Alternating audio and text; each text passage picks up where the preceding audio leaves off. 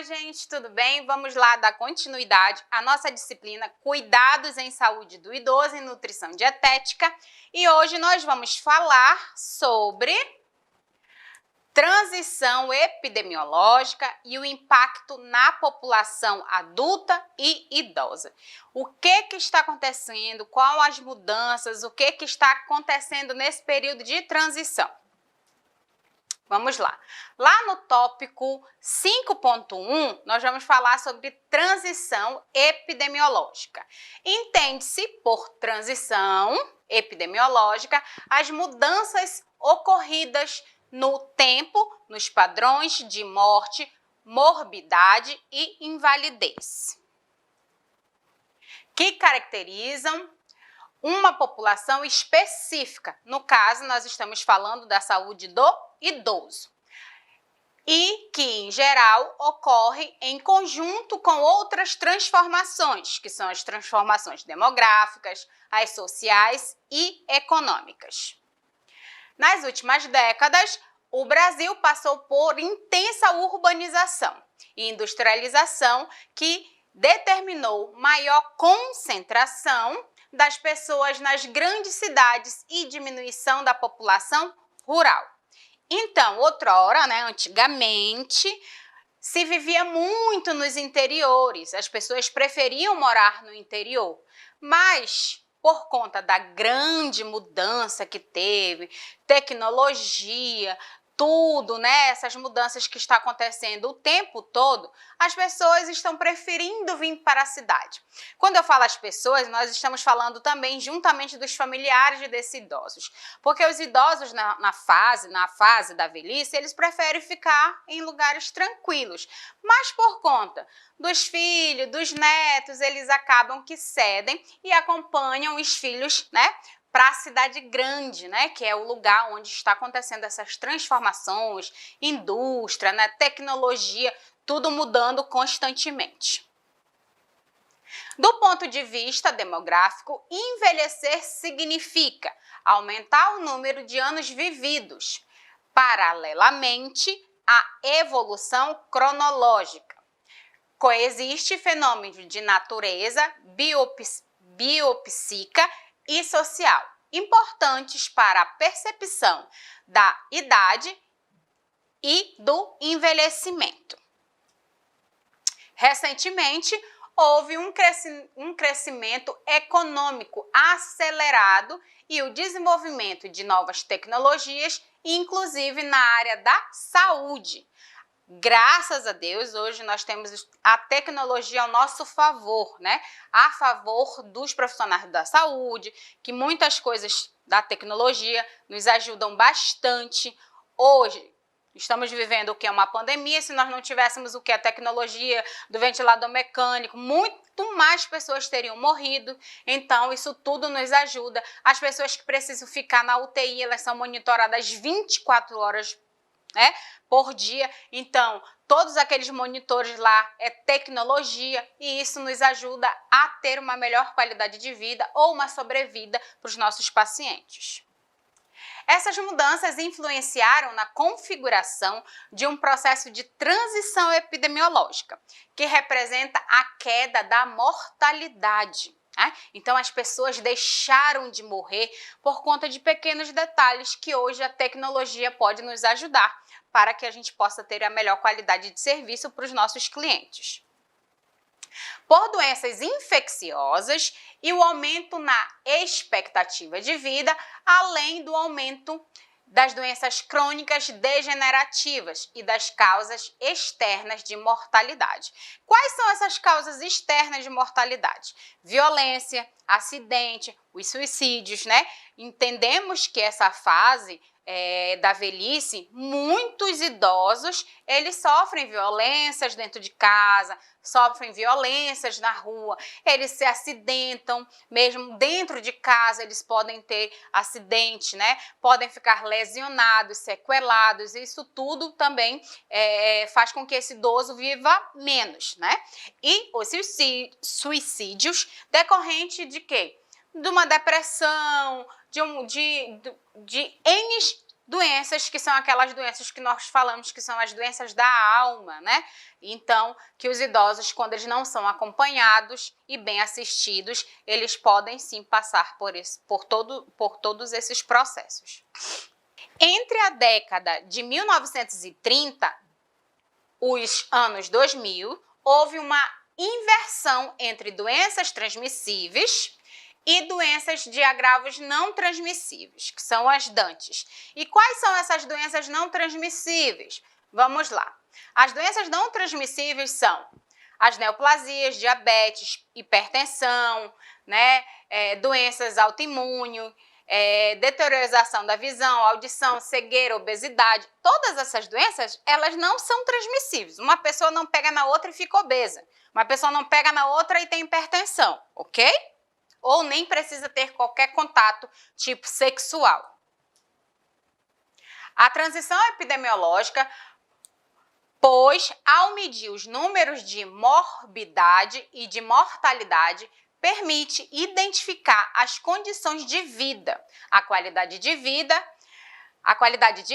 de uma população. Então, a população que nós estamos tratando é a população idosa. Então, essa transição epidemiológica vai tratar justamente de como está a qualidade do nosso idoso. No Brasil, a transição epidemiológica é decorrente da maior carga de vigilância de doenças crônicas, não transmissíveis e as DANTs e doenças de agravos. Em relação às ISTs, que são as doenças, infecções sexualmente transmissíveis, que alcançam maior índice de mortalidade para o Brasil ainda. Contudo, as ISTs ainda representam um problema de saúde pública, ok? Hoje, o número de idosos que estão se infectando está crescendo muito, tá? Por quê? Isso tudo é cultural, né? Antigamente, eles não tinham o costume de usar preservativo. Aí ainda tem o agravante de que eles precisam, se tiver uma idade mais avançada, se não tiver uma saúde muito boa, eles vão precisar tomar o quê? Remédio para disfunção erétil, ou até mesmo se eles não tomarem esse remédio, o período de ereção deles vai ser mais curto. Então, aquele tempo que ele coloca o preservativo, ele pode perder aquele momento de ereção. Então, ele prefere não arriscar, perder esse momento de ereção, mas ele acaba que ele arrisca a vida dele, porque muitas das vezes ele é infectado por uma doença sexualmente transmissível. E algumas dessas ISTs são, sífilis, ok? Herpes genital, gonorreia, hepatite B, a SIDA, que são as doenças do trato, HPV, o vírus papiloma humano, mais conhecido como vírus que causa o cancro do colo do útero. Então, é o HPV que causa aquelas verruguinhas, nas partes íntimas, tanto do homem quanto da mulher, e internamente no útero também, ok? Principalmente, e acontece que muitas pessoas, ainda por falta de informação, acreditem que em pleno 2020 ainda existem pessoas que não conseguem receber esse tipo de informação sobre as doenças infectas, que são as ISTs, que hoje mudou a nomenclatura, não é mais DST, é IST, que são doenças, infecção sexualmente transmissíveis. Não esqueçam, tá, gente? Mudou essa nomenclatura. Principalmente nas regiões mais pobres do país, no que diz respeito à morbidade e às causas de adoecimento.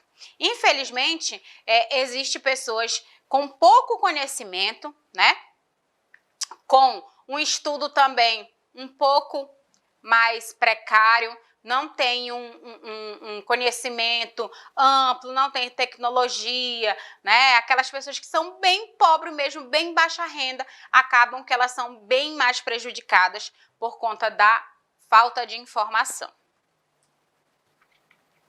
E o idoso apresenta peculiaridades, que são coisas diferentes, certo?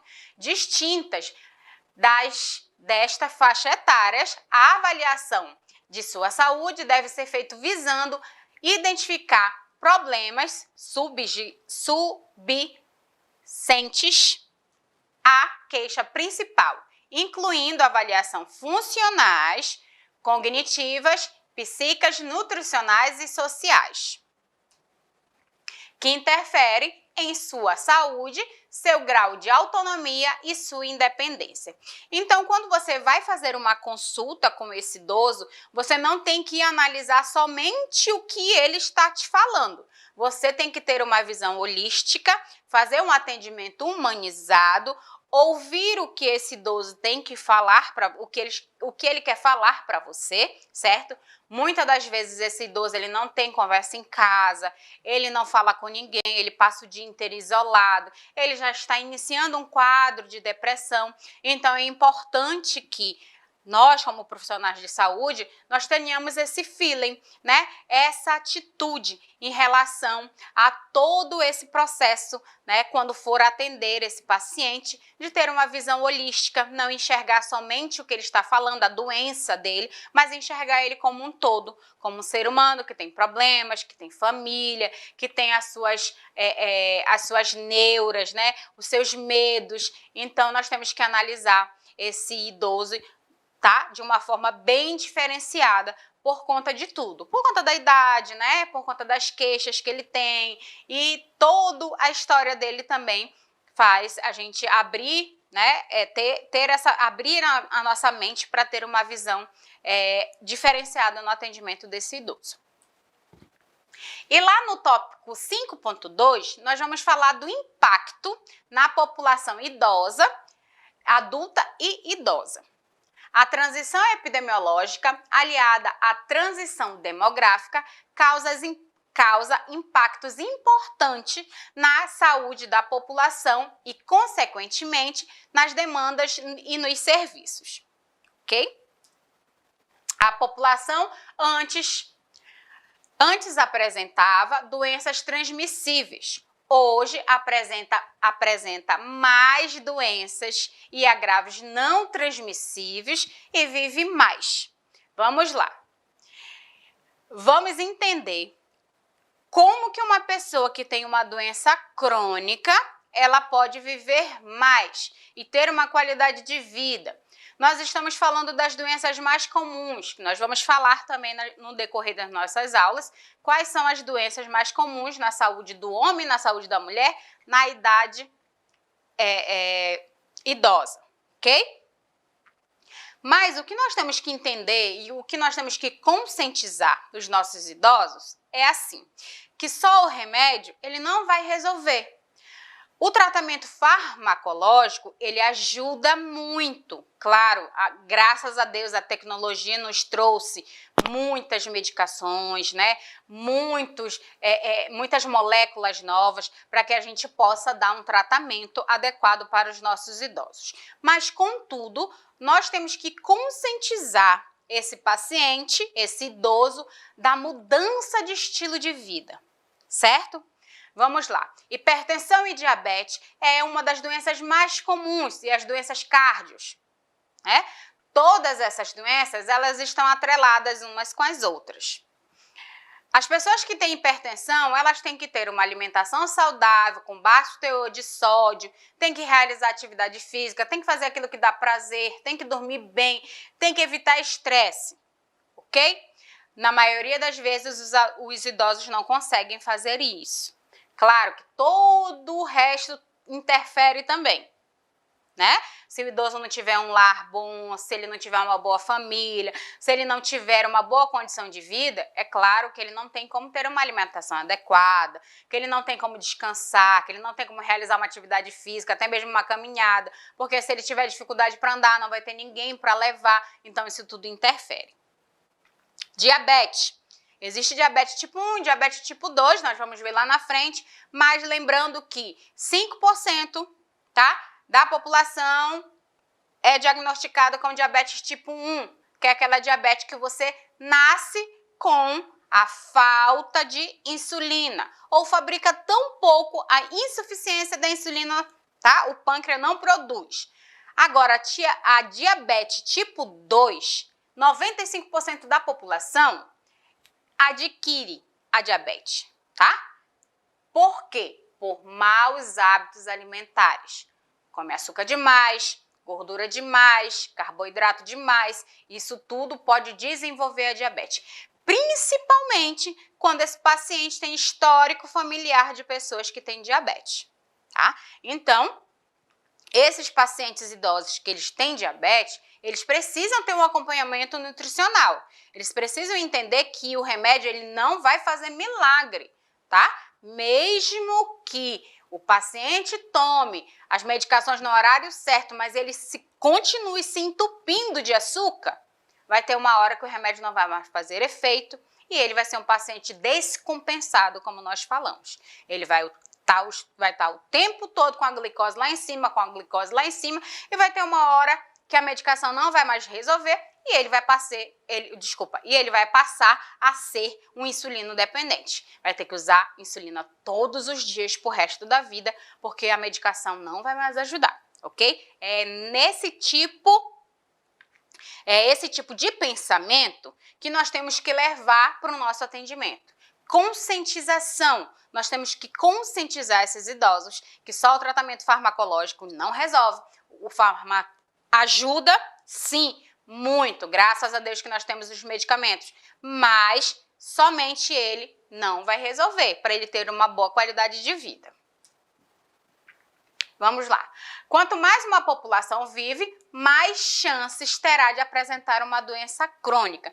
Então, lembrando que hoje a nossa população idosa ela está aumentando cada dia mais. Por quê?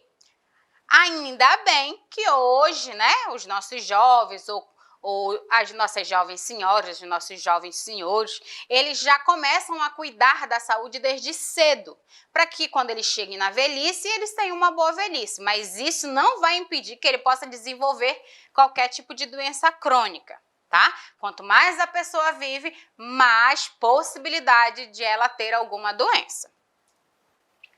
As doenças crônicas se instalam no decorrer do tempo e não apresentam cura. O tratamento, muitas vezes, será realizado a vida toda. Então, vamos lá. As pessoas que têm doenças crônicas, elas vão tomar medicamento até o último piscar dos olhos, que significa o quê? Para o resto da vida. Não existe esse negócio. Ah, não, a minha pH já tá boa, eu não vou mais tomar não. Não, eu só tomo quando tá alta. Não existe. Quem é diagnosticado com hipertensão tem que tomar o medicamento todos os dias pro resto da vida. Diabetes tipo 2, todos os dias pro resto da vida. Senão descompensa. Vai ter uma hiperglicemia ou uma hipoglicemia, então isso tudo tem que ser levado a sério. Para quê? Para que a pessoa tenha uma boa qualidade de vida, né?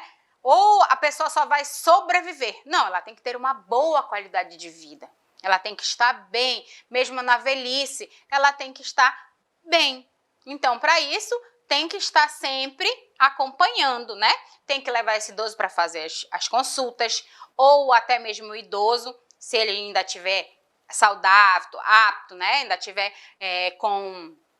se a mobilidade dele não estiver prejudicada, ele pode mesmo ir fazer as consultas, mas pedimos sempre que esse idoso esteja acompanhado com alguém, né? Porque é um idoso e precisa de atenção.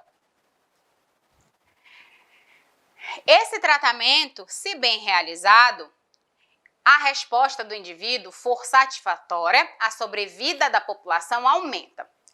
Quanto mais a sobrevida das pessoas aumenta, mais população idosa teremos. Ao ter maior população idosa, a sociedade e os serviços de saúde devem se preparar para atender, né, essa população, que com o tempo a demanda novas formas de acompanhamento.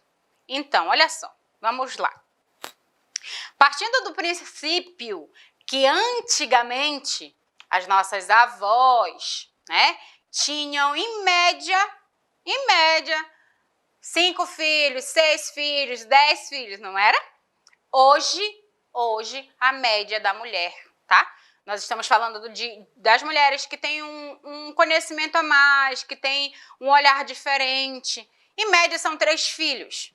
E 3 filhos hoje já está demais, né? Porque para você ter 3 filhos e criar bem essas crianças, você tem que ganhar muito bem, você tem que botar numa escola boa. Agora, se for para ter 3 filhos e criar de qualquer jeito, tudo bem. 5 filhos e só dar comida, também tudo bem. Nós estamos falando de qualidade de vida. Então, 3 filhos é a média, tá? No máximo hoje, estourando, tá? 3 filhos. Ou existe até mulheres que nem querem mais ter filhos. Por quê? Porque hoje o mundo mudou. As mulheres hoje não acham que tem necessidade de ter mais filhos, que isso não vai diminuir, né, a feminilidade dela, não vai deixar de ser mulher porque ela não gerou uma criança. Antigamente não. As mulheres elas eram criadas, tá? E doutrinadas para ser mãe. E eram bem cedo, tá? Antigamente as meninas se casavam muito cedo e com homens bem mais velhos, certo? Mas hoje não é mais assim. É por isso que está nascendo menos e as pessoas estão envelhecendo mais. Antigamente tinha muitas pessoas, mas também se morria mais cedo, né? O tempo de vida era menor. Hoje, né, tem um padrão 75 anos, 80 anos, mais ou menos assim. Não tenho o número certo de cabeça. A prof também não consegue lembrar tudo. Enfim, mas hoje a população está vivendo mais por conta da qualidade de vida, a melhora e o nosso atendimento dentro da unidade hospitalar com esse idoso, ele sempre vai ter que ser diferenciado. Nós vamos ter que nos preocupar em estar nos capacitando para receber essa população. Essa população que agora está se cuidando mais, que agora está vendo que uma qualidade de vida precocemente, cuidando da saúde precocemente, melhora lá na frente. É claro que hoje as pessoas que estão se cuidando mais não vão ser idosos, né, com muitas moléstias, com muitas doenças, mas não impede que eles tenham doenças crônicas. Ok? Nós precisamos estar preparados para receber esses idosos com qualidade, com dignidade, com uma visão holística e humanização, que é o fundamental. A população adulta apresenta doenças crônicas determinadas pelas condições de vida do cotidiano. Então, entende-se que o ambiente que você vive interfere no seu processo saúde e doença, certo? Todo o ambiente que você está aqui, se for um ambiente agradável, se for um ambiente legal, você vai ter uma vida tranquila. Agora, se for um ambiente estressado, que tá todo mundo brigando, que tá todo mundo estressado, tu não tem uma qualidade de vida, tu não dorme, tu não descansa, tu não faz nada, isso tudo vai interferir na sua qualidade de vida. Isso tudo também pode começar a gerar doenças para o seu corpo, para a sua cabeça. Então, isso tudo interfere. Por exemplo, as doenças cardiovasculares estão relacionadas aos hábitos de alimentação, ok? De atividade física, inclusive influenciada pelo estresse. Vamos lá. Alimentação saudável. Existe uma diferença muito grande entre se alimentar e se nutrir. É isso que nós precisamos entender, tá? Quando eu como um monte de besteira porque eu estou com vontade, eu estou me alimentando. Quando eu estou comendo comida de verdade, eu estou me nutrindo, eu estou levando, né, tudo aquilo que o meu corpo precisa para dentro do meu corpo para que eu tenha uma vida saudável, para que eu consiga chegar na velhice bem, né? Não que eu não vá ter nenhum tipo de doença. Lembrando, não estou falando aqui que ninguém vai ter doença. Eu estou falando que você vai ter, ou pode sim desenvolver alguma doença, mas com menos sequelas que aquelas pessoas que não têm uma alimentação saudável, não fazem atividade física e pode passar por isso, sim, com uma boa qualidade de vida.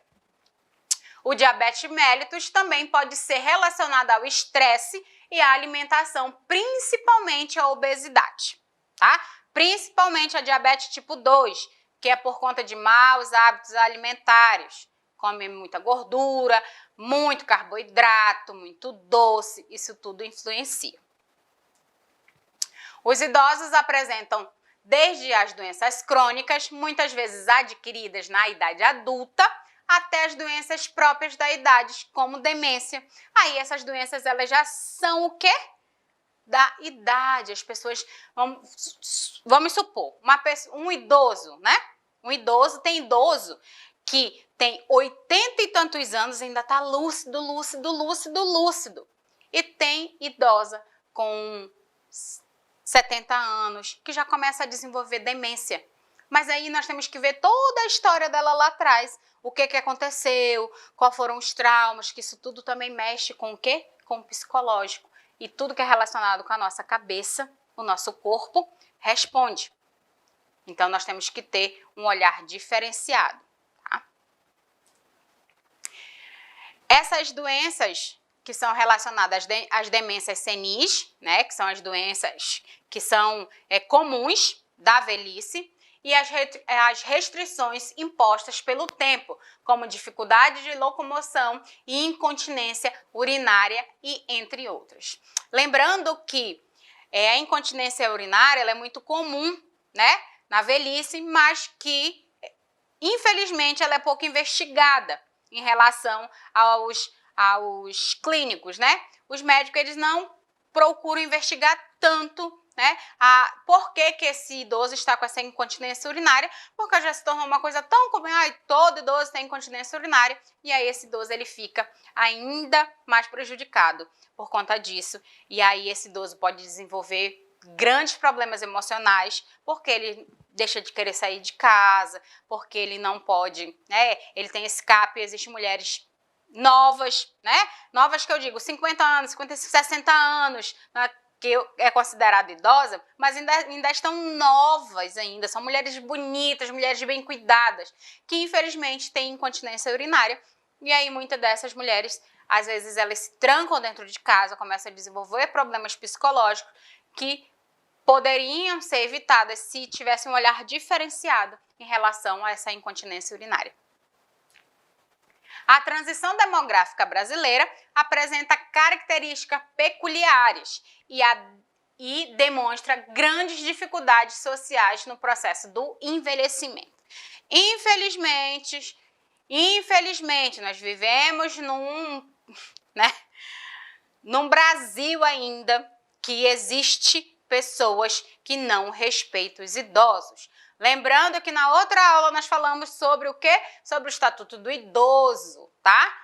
Não achem que os idosos não têm lei que possam amparar. Eles têm direitos e deveres. E nós, como sociedade, temos o dever e a obrigação de, sim, toda vez que um idoso for maltratado, toda vez que um idoso for violentado e sofrer qualquer tipo de abuso, nós temos sim o dever de denunciar, porque ele tem direito, porque ele contribuiu uma vida inteira, né, para essa sociedade que nós temos aqui, e agora as pessoas não podem maltratar, né? Eles têm os direitos deles, e isso é dever da sociedade, e principalmente nós como profissionais da área da saúde, não tem nem o que dizer, é obrigação, ok? Esse processo impactou e trouxe mudanças no perfil demográfico e epidemiológico em todo o país, produzindo demandas que requerem resposta das políticas sociais, implicando em novas formas de cuidados, em especial aos cuidados prolongados e à atenção domiciliar. Associado a esse quadro, ocorreram mudanças na composição das famílias brasileiras, no papel da mulher, no mercado de trabalho e na queda da taxa de fertilidade e na municialidade. Quantas vezes as mulheres casam agora, tá? É nupcialidade, desculpa, falei a palavra errada. Nupcialidade, ok? É quantas vezes a pessoa está casada, estado civil. Solteiro, não solteiro, quantas vezes casou, certo? Resultando em novos desafios a serem enfrentados no cuidado à população idosa. Então, Eu só tenho uma filha. Então, a minha filha, se eu ficar doente, ela vai ficar sobrecarregada, porque eu não vou ter outro filho para cuidar. Né? Então, quanto menos as mulheres têm filho, como é que vai ser o cuidado desse idoso lá na frente? Antigamente se tinham o quê? 10 filhos, poxa, todo dia podia um filho ir cuidar da mãe, né? Quando iam, porque existem filhos que não querem saber, quando tá velhinho eles já não querem mais saber dos pais. Mas e agora que cada ano que passa as mulheres decidem ter menos filhos? E como é que vão ficar esses pais? Como é que vão ficar esses avós, né?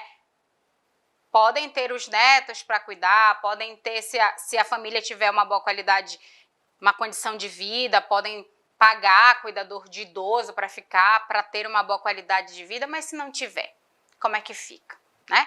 Isso aí é um pensamento aí que a gente pode ficar aí batendo um pouquinho a cabeça. Dirigidos principalmente às políticas de saúde e da assistência social e da previdência social. Lembrando que todo idoso tem direito o quê? A aposentadoria. Lá no Estatuto do Idoso tem lá a lei que diz que eles têm direito à aposentadoria, porque eles contribuíram uma vida inteira e aí nós temos agora que estar ajudando esses idosos. Porque quem paga a aposentadoria dos idosos somos nós que estamos trabalhando agora jovem. Nós pagamos a aposentadoria deles. E é direito deles, eles têm esse direito, porque eles já contribuíram para que nós estivéssemos aqui, ok? Então, gente, essa foi a nossa aula. Eu espero que vocês tenham entendido, tá? Eu espero ter me feito entender. E a gente se vê na próxima aula. Fique com Deus. Beijo, tchau.